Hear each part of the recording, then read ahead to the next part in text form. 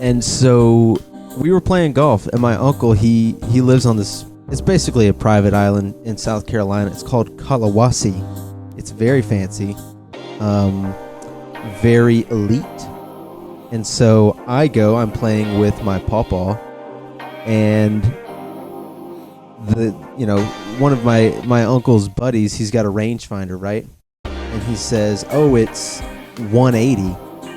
And so, I pull my club for 180, and he says, "Oh, sorry, when I was shooting it, I missed the pin, and I hit like a tree behind it. It's actually 140." And I didn't change clubs. And at that point, I was very immature in my walk, my journey to become a golfer. And so I just said, "Look, I'm just going to choke down a little bit on this 5-iron and throw it up there." Didn't think twice of it.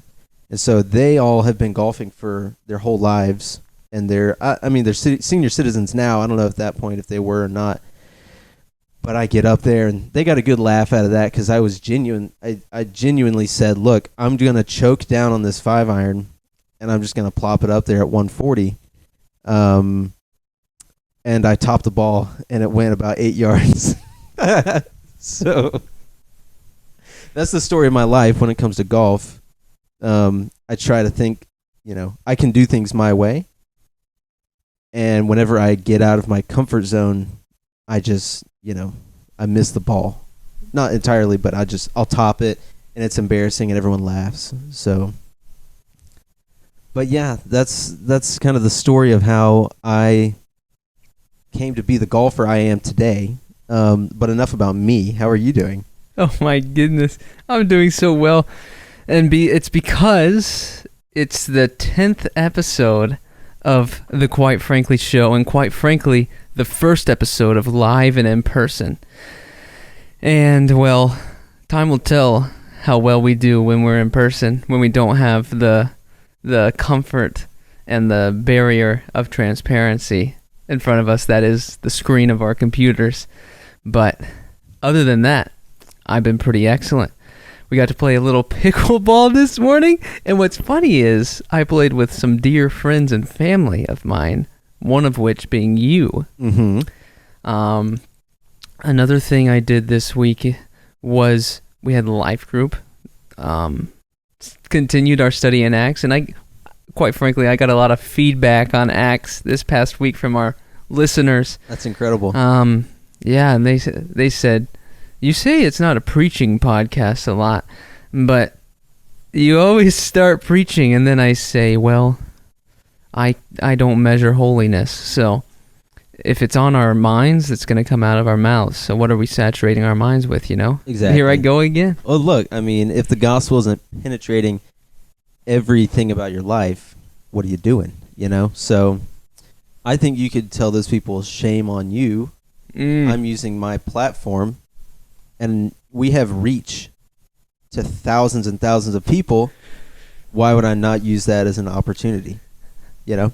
Oh, I would say it would be sinful not to use it as an opportunity. Yeah, I agree. But week's been great. How has your week been?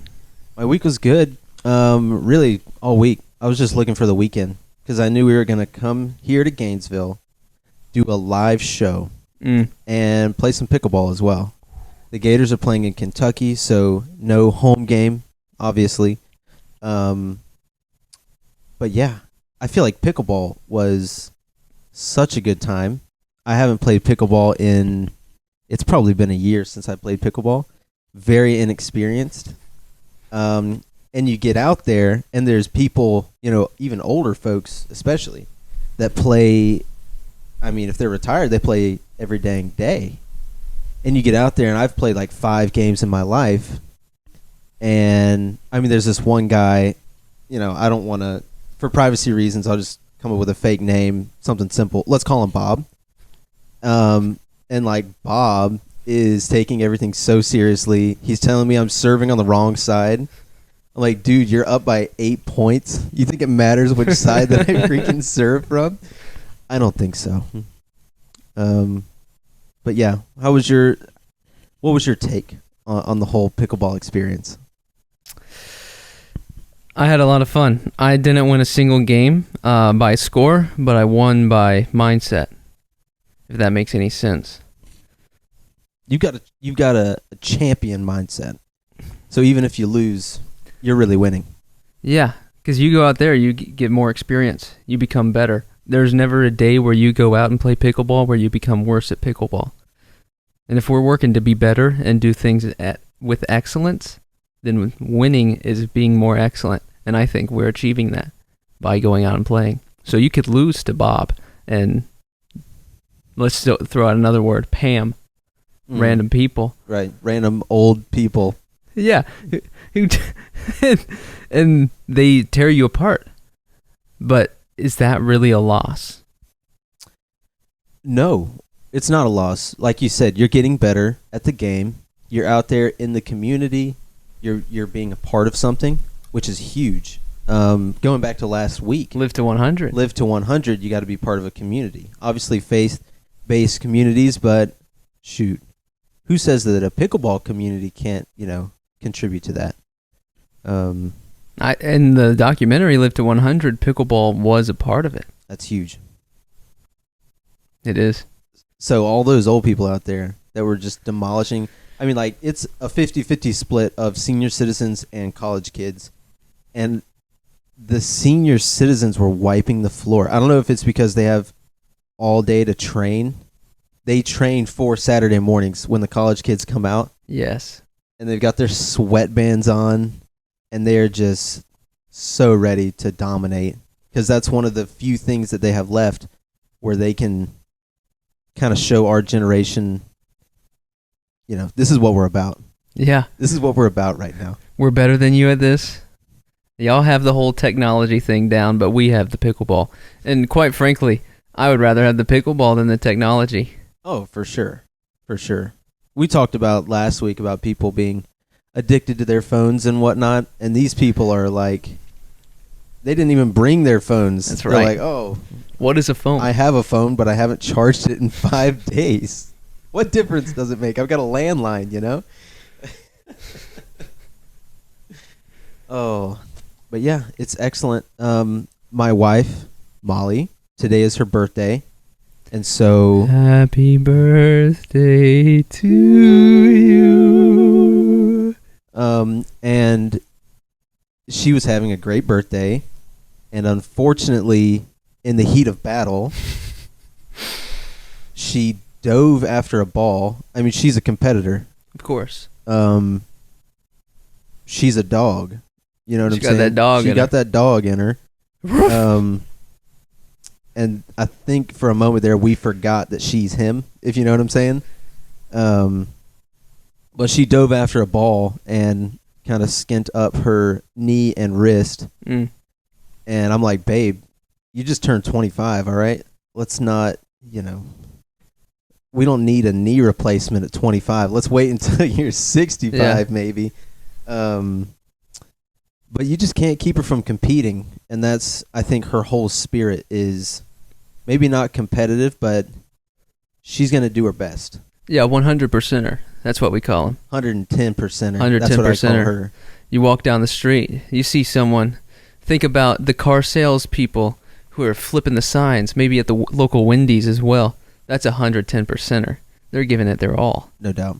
And it may be something trivial, or what we think is trivial, like flipping signs. From flipping signs to flipping bricks, people are 100%ers all the way to the pickleball court as well. So she's just got that mindset throughout life. But she's a caring wife and mother at the same time. So she really just holds multitudes there. She's an impressive gal. Hey, I'm glad you think that. I think the same thing. Look, she pays me to say these things on the podcast. So. That makes sense. That's why we're still here. That's right. She puts up with me. So, well, what have you been seeing in the sports world? So as we know, it's college football season, NFL season. It is. I lost a lot of my fantasy football games. Rest in peace. But I drafted as number 1. When you draft and they come out with the projections afterward, that's number 1. You were number 1. Yeah. And you were thinking, Oh, this team's hot. I was feeling good. And I've had no injuries on my team, unlike people with Nick Chubb. Mm-hmm. Like that's a season ender. It wasn't pretty. It was not pretty. But side note, they said no torn ACL. No torn ACL, but his leg is no longer attached to his body somehow. Yes. Oh. So it wasn't necessarily a career-ending injury. But anyway, my number one team, allegedly, they're letting me down. And is that any right to hate them as people? No. Anyway, onward. Fantasy football. You know what else is on besides football? Is the dadgum Ryder Cup of golf. Yup. And the Ryder Cup, it's like the Brits versus the Americans. And they're going head-to-head in battle. Well, it's not just Brits, right? I mean, the Englishmen. Is it all of Europe or is it just Britain? I think it's all of Europe. Oh, okay. Yeah. So, like, there's some Swedes. Oh, yeah. Polacks, Norwegians. Yeah. So, needless to say, the Europeans have a lot more talent. I was watching Rory McIlroy beat up on some Americans, and it was a shameful punishment. I'll say that much. And I'm not, by any means, I'm not watching the Ryder Cup saying, America beat Europe, but I am watching the Ryder Cup saying, give us some healthy competition, and this was not healthy competition. Yeah, I think it was Victor Hovland and Rory went in the foursome matches. Yeah. And I don't know what, they were through 9 holes and they were up 7 or something like that. I mean, at that point, if you're at the turn, just go to the clubhouse. There's no chance. Get a hot dog. Go get you a dang hot dog at the clubhouse and turn in your clubs. I will say, just as an indicator that we should have known this was going to happen, is Victor Hovland was on the green, and he chipped off the green and into the hole. So the dude could have putted, but there was a hill in his line. So instead of putting over the hill, he chipped it over the hill, went straight into the hole. And is this like a links style? I know a lot of European courses are links. I don't really recall. I'm going to be honest with you. Because with links, I mean, everything's so tight. The fairways, the fringe, the greens are all, I mean, they're all pretty much the same. Yeah. So you'll see guys putting it. I mean, they could be 200 yards out, and they pull the putter, is what it seems like sometimes. But that's just how the Europeans do it. That's how they golf. But Victor, he's kind of flipping the script. If he's on the green and chipping, I wonder what the grounds staff thinks about that. I would say the grounds staff probably doesn't like it, but they also recognize how much money they're going to be getting. True. And they also recognize that he can probably pick it clean. Oh, yeah. Whereas me, I mean... They walked up to Victor and just said, make sure you pick it clean. Yeah, right. That goes without saying. But me, if I pull my wedge on the green, then you're going to have a pretty big chunk coming out of the green, and I'll probably be banned from that course forever. But I'm not Victor Hovland. Obviously, he's a very handsome man, and he's really good at golf. So those are some differences, I think, between the two of us. So, well, what have you been seeing in the sports world? I saw, obviously, the end of the MLB, Major League Baseball season is coming up, and I saw someone try to bring a 5-foot alligator into the Phillies baseball stadium. Oh my! They had it on a leash, I think, and they claimed that it was an emotional support alligator, which I understand with a dog. It's cuddly, it's furry, but an alligator, surely they had a muzzle on it or something. Maybe it was just really well trained. But they prohibited their entry into the game, unfortunately. I think it's a great move. Yeah, if I like it. If this gator makes you feel better, if you have some sort of PTSD and hanging out with a 5-foot alligator on a leash does it for you, who are the Phillies to tell you can't bring it into their stadium, I'll tell you, there's something about Philadelphia where they're just so restrictive. I bet it was a Florida. The dude who was from Florida. That would be the ultimate Florida man. Yeah, I'm up in Philadelphia to watch a game. Brought my pet alligator. For some reason, they didn't let us to go see the Liberty Bell. Right.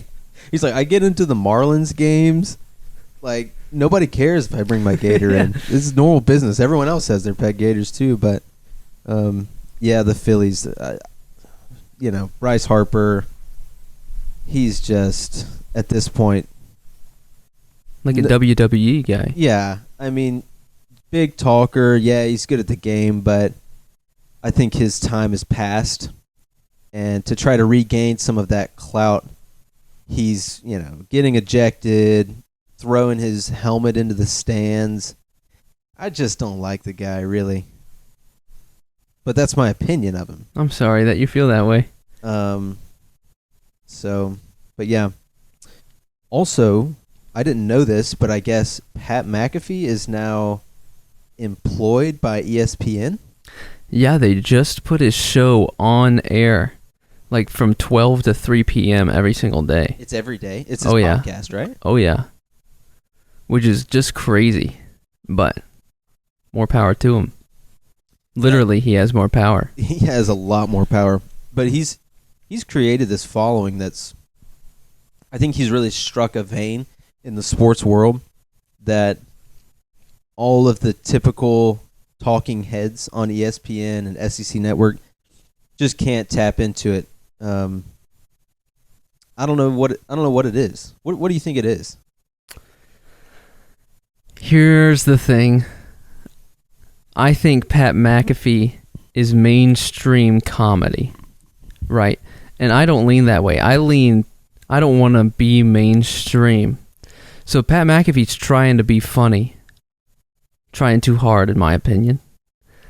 He's saying things that he thinks will elicit responses. And that's the kind of humor I don't like.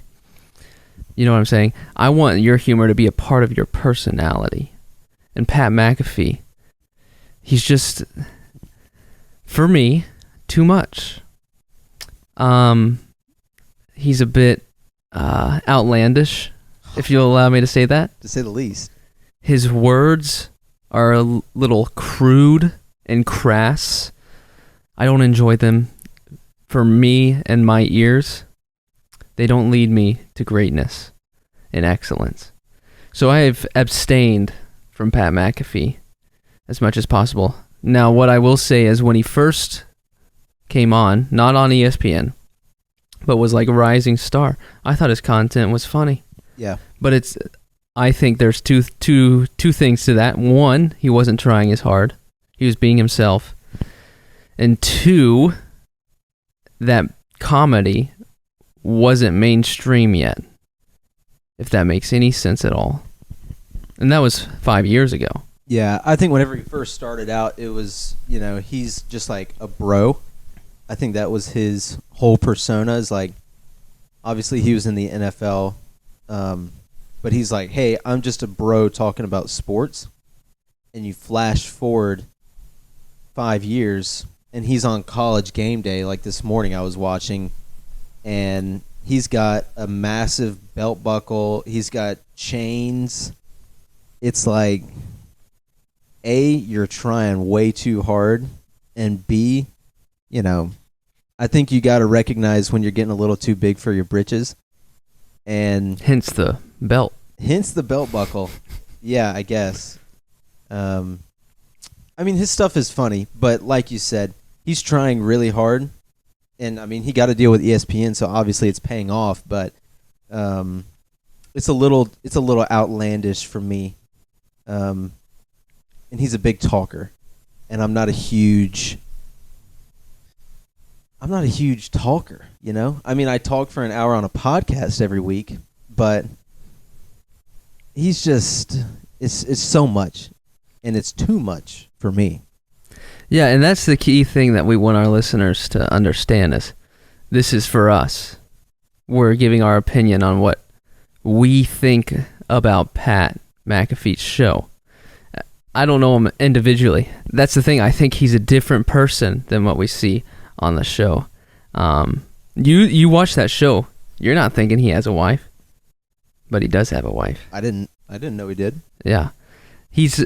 We make the joke about Deion Sanders being a WWE guy. Right. Pat McAfee quite literally is a WWE guy. Yeah. And so it makes sense. He's trying to be an entertainer because he's being paid to be an entertainer. But I think if Pat McAfee stuck to Pat McAfee 5 years ago, I think he'd be great. Yeah, I think you follow the money and you start to realize, all right, this is, there's a reason for the stuff that he's doing, and good for him. Like, go make money. I'm not saying don't make money. But I think if he could show himself from 5 years ago, a flash forward of him at a WWE event, cursing and yelling all these crazy things, he would probably think, that's a crazy, wild ride, but also, what am I doing with my life? Maybe he'd be proud of it. I don't know. Yeah, I think that's the important thing is go follow the money unless it causes you to compromise on your beliefs. Right. Now, I don't know Pat McAfee's beliefs. I don't know his moral guide. His North Star. He's definitely changed. Yeah, his North Star, whatever that might mean. But all love to Pat as a person. He's just as wretched as we are. That's right. But I'll say it. I'm just not a fan of his show or when he's on ESPN Game Day. But it's a lot of content. Like you said, 3 hours every day. And I got my buddy Jacob. He listens to his podcast every day, like 3 hours of it. Oh, wow. And shout out Jacob. Yeah, I love Jacob. Sorry. No. But yeah, I mean, folks listen to him even 3 hours a day. I mean, I can't imagine if we put out 15 hours of content every single week. Could you imagine? We would be a lot richer. We would be a lot richer, and we'd probably have millions of followers. But we would have also messed up really badly and would have been fired from our actual jobs. Yeah. Which would be not good. That's true, unless we were making a lot of money. But I think to make that much money, we'd have to compromise on our beliefs. You got to do something sketchy if you're absolutely you're going to make that much money. Oh, gracious. Well, anything else in the sports world for you? I don't think I have anything. It's been a crazy ride. I've been thinking about our hamster wheel for a good amount of time, and I just feel more and more bad for him every single day. But I don't think he's going to be trying again anytime soon. Unfortunately. And I also went back, and if you haven't looked up the pictures of what this hamster wheel looks like, I looked it up after the episode, and I was thinking the whole time, this is like a clear plastic hamster wheel, almost like those little balls that you play soccer in. Yes, the knocker balls. Knocker balls, yeah. And I thought it was very similar to that. And it's literally it's like balloons. It's like balloons tied together of all different sizes and colors. And he's a creative mind. Chicken wire involved. I'm like, dude, I thought it was a little more high tech than what he actually was. And the fact that he made it 70 miles is even more impressive after seeing his dang mode of transportation. I wonder what kind of snacks he had. Maybe that we can take a minute to talk about. What kind of snacks would you take on a hamster wheel adventure from North Carolina to England? I mean, I can't even begin to do the math of how long it would take to get there. So let's just call it 3 weeks. I think that's generous. Yeah, 3 weeks would be quick. But, I mean, you got to have probably Cliff Bars. I mean, they're high in I don't know, calories. You gotta do something to keep you going.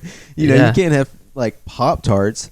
I imagine he had some of those energy gummies. Runners love those little energy gummies.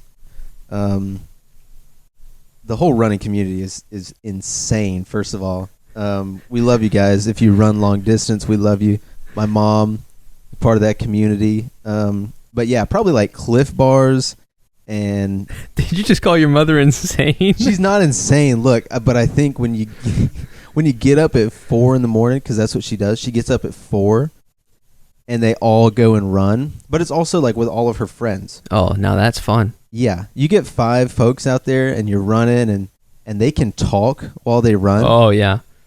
I go a quarter mile, and I'm out of breath. I'm like, y'all are sitting here having full blown conversations on mile 4. Get out of here. But no, he probably had Cliff Bars and little energy shots, 5-hour energies.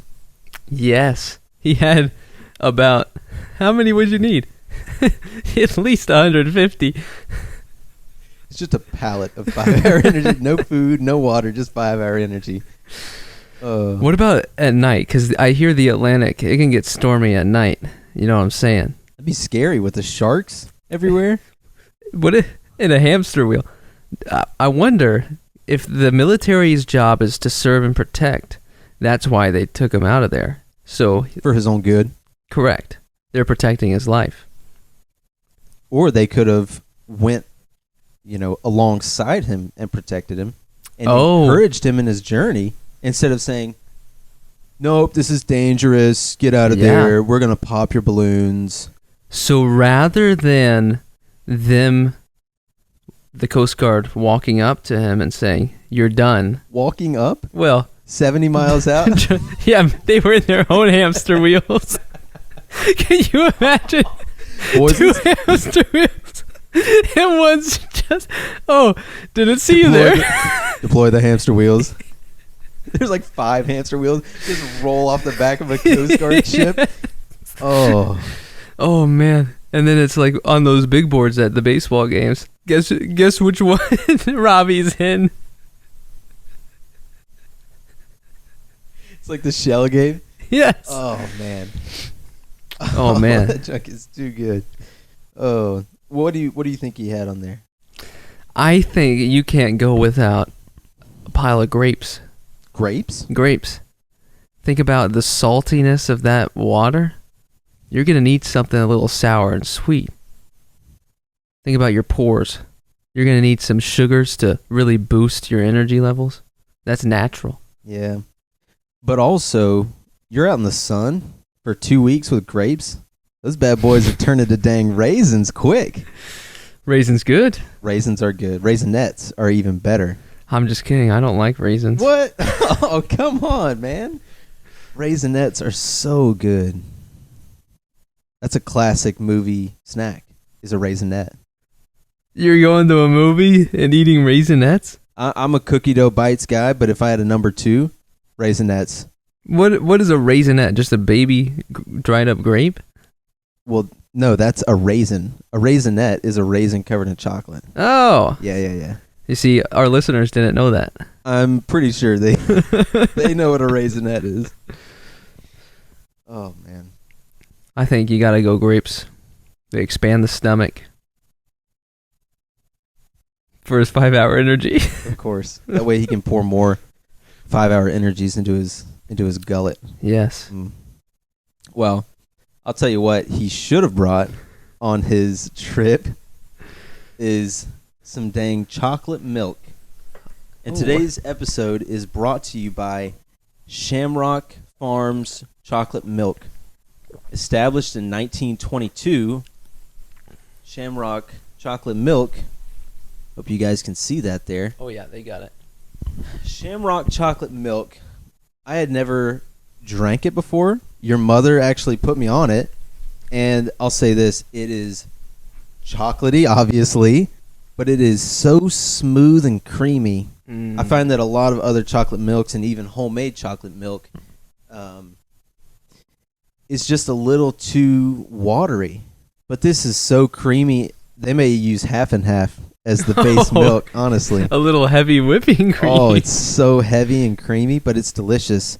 And it only has 27 sugars per serving.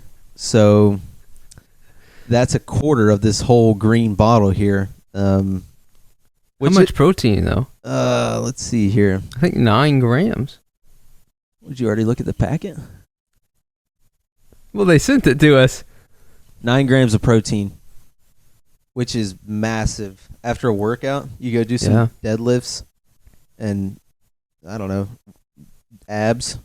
And then you just pound this entire, I don't even, is that a half gallon of chocolate milk? I think it might be maybe 1 liter. I'm going 1 liter of chocolate milk. I'm an American system guy, not a metric system. So, well, Shamrock is from Ireland. Are they from Ireland? Ireland. Oh, wow. I drank it and I said, I'm Irish. Shamrock Farms, pure great tasting milk from our family of local farms. Oh, I'm seeing Phoenix, Arizona here on the back. Uh-oh. Frauds. We're in trouble. Oh, frauds. No. This is 3 weeks in a row now that you've called out our sponsor. No. They just distribute from Phoenix. They ship it over from Ireland. They get those cows in the plane. Or maybe they have cows and hamster wheels going across the Pacific. That's how they do it. Could you imagine an army of cows and hamster wheels? I cannot imagine them. Man. But it would be amazing. That junk would be crazy. Well, yes, that's our sponsor for today's podcast. It's delicious chocolate milk. Go out there and get it. It's ultra pasteurized, if that means anything to you. It doesn't really mean anything to me because I don't know. I mean, I know what pasteurization is, but it was obviously a huge breakthrough scientifically way back when. But I never really think about pasteurization too much. So, but that's just me. Of course. Well, brother, another week passed, which means another week of reality television. And last week you had a lot on this woman who lashed out about not having her phone. What do you have an update on this? I do have an update. Her name is Uba. Her and Aaron were the two that were in this feud, if you will, and eventually, really through the whole episode this week, it was Uba just like pouting about her being mad, I guess. Like after the fight where she said, "Take the sunglasses off when you're talking to me," and she rips them off Aaron's face. And then later on in the day, Aaron goes and she wants to squash the beef. And Uba is just she's not having it, unfortunately. And they're all hanging out in the pool.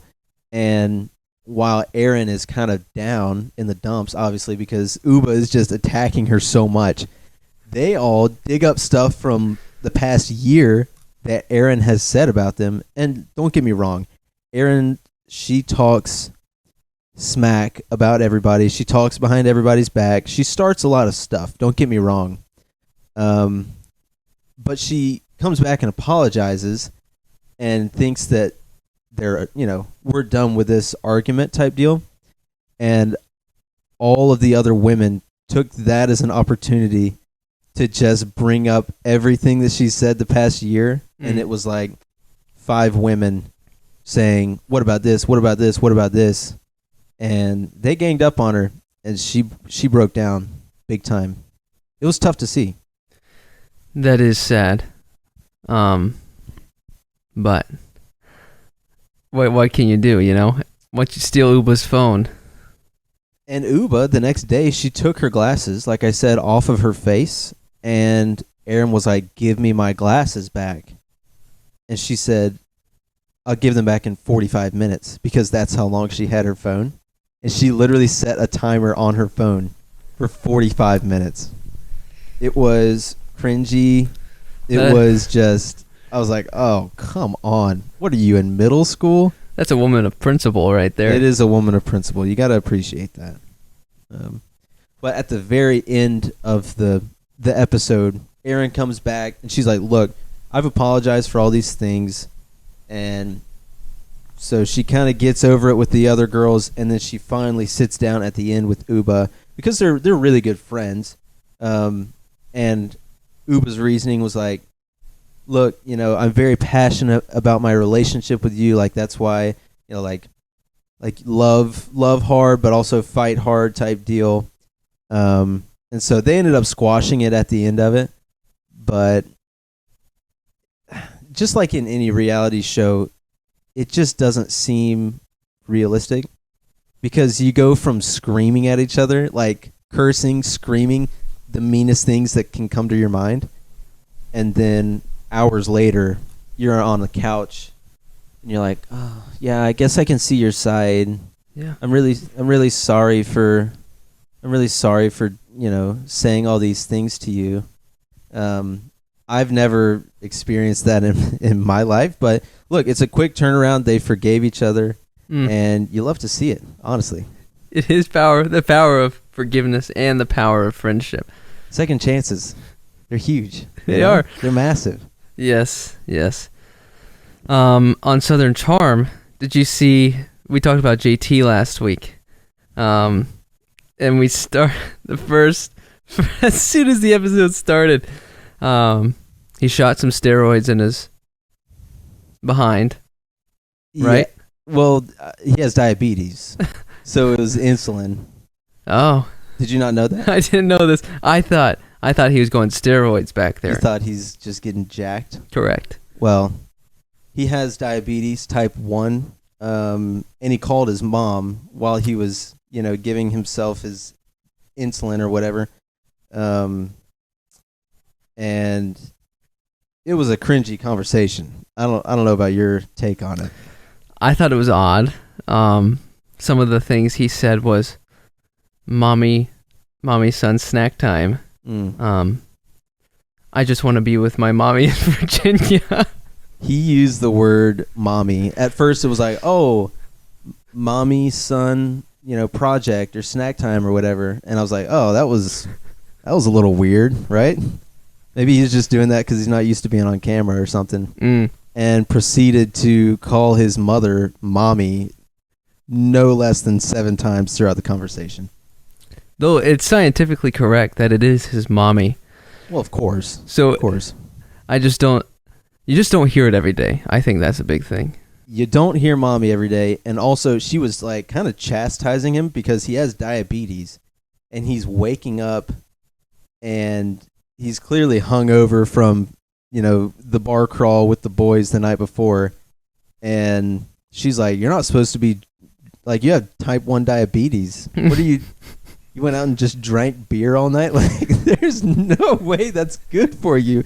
He's like, yeah, well, you got to live sometime, right? I'm like, dude, I guess, but that doesn't seem like the way to do it. Be what makes you die. Hard living, yeah. But that was that.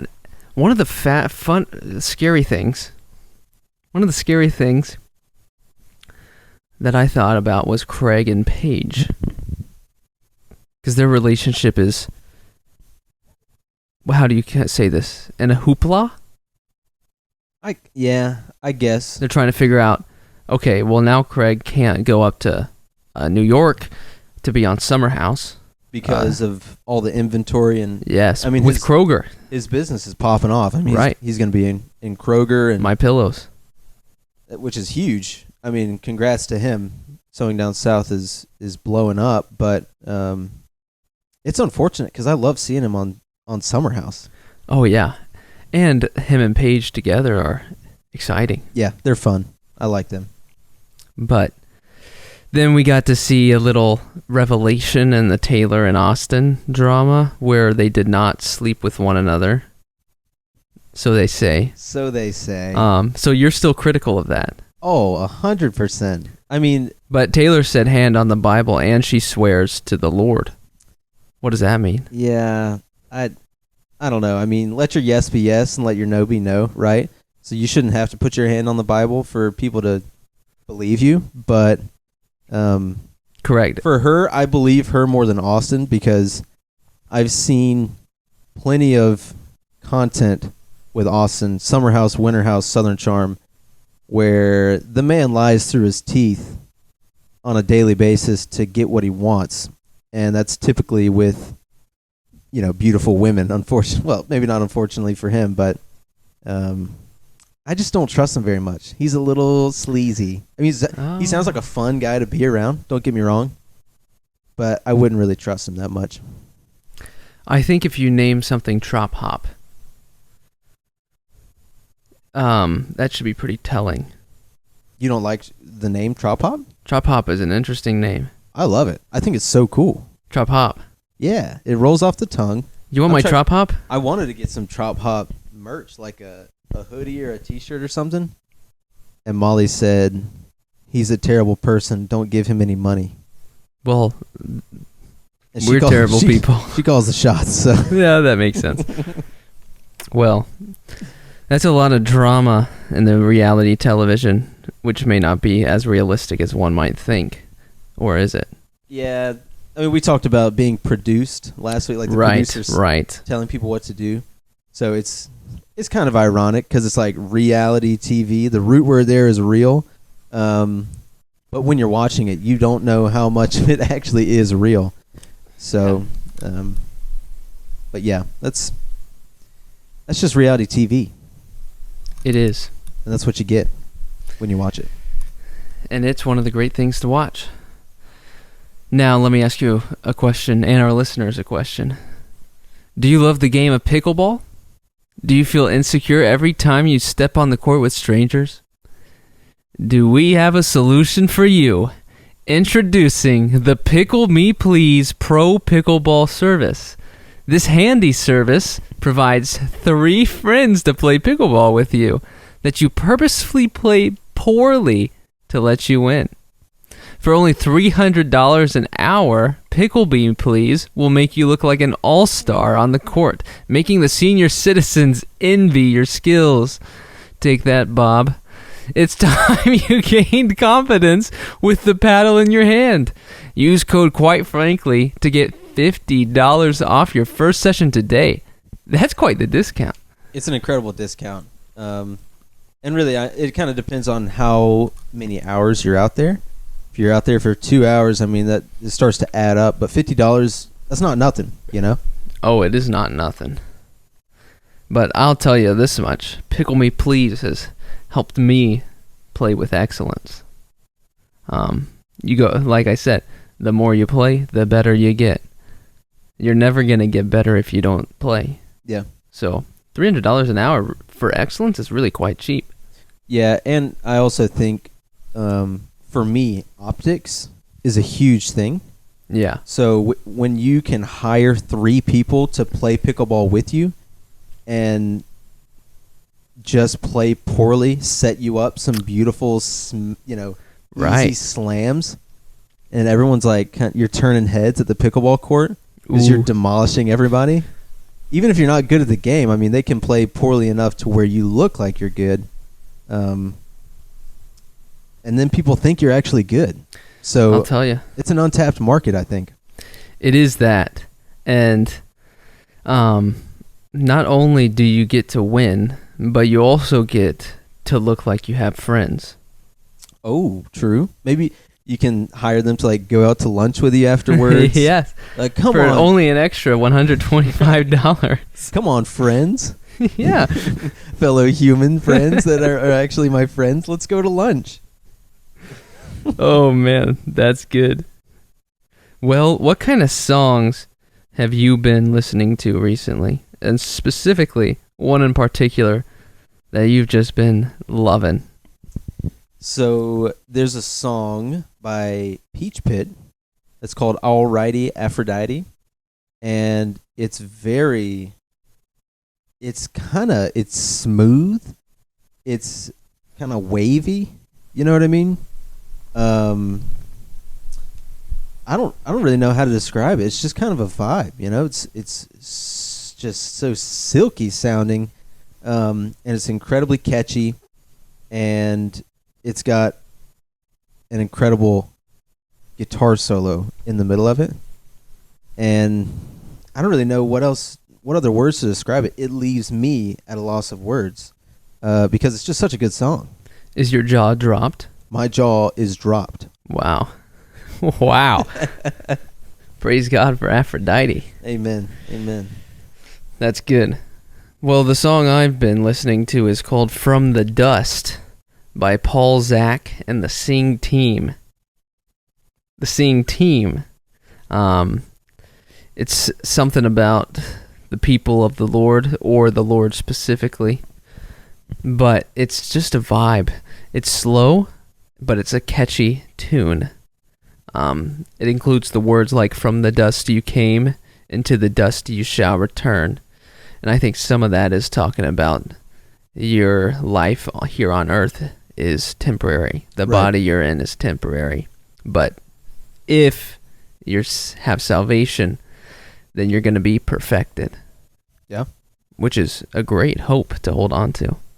It's a beautiful message. And I feel like coming out of Genesis, we were in our Bible study class the past couple weeks. We've been going through the biblical narrative, which is just like the overarching story of the Bible.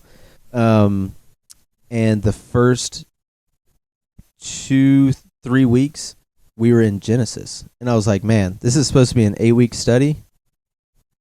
I don't know about y'all, but we got a whole lot of books left to go before we get to the end here. But I think that's just so telling, because Genesis, from the very beginning, from the fall, everything points to Jesus after that.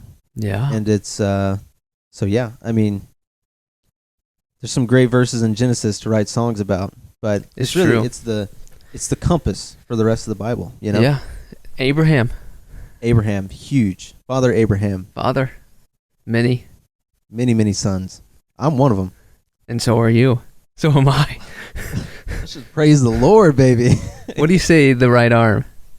What? Left arm. Right foot, left foot?